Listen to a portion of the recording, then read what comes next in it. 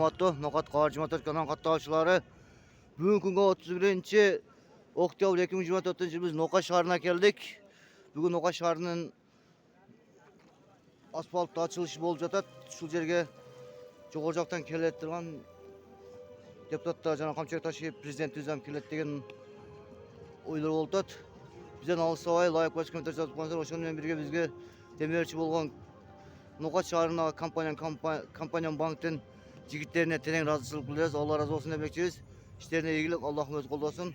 Пул алмаштыруучу жана пул которуучу болсо ошо компания банкка келип алмаштырыңыздар. Барыңыздарды өзүмдүн атымдан жана Nokat Qarjı Motorkanalынын атынан терең ыраазычылык билдиребиз. Бизден алыстабай лайк басып комментарий жазып коюңуздар, урматтуу туугандар. Раз, бiri.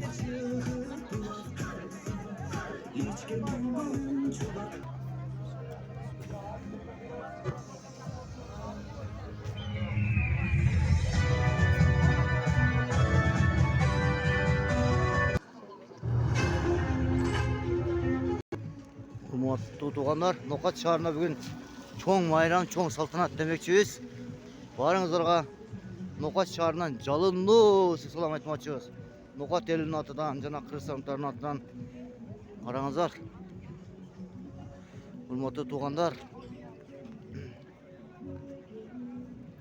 адам саны аз эми көп атат. Ушул жерден келип лента кыркат экен.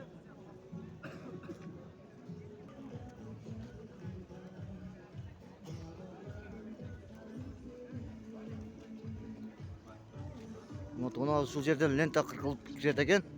Караңыздар.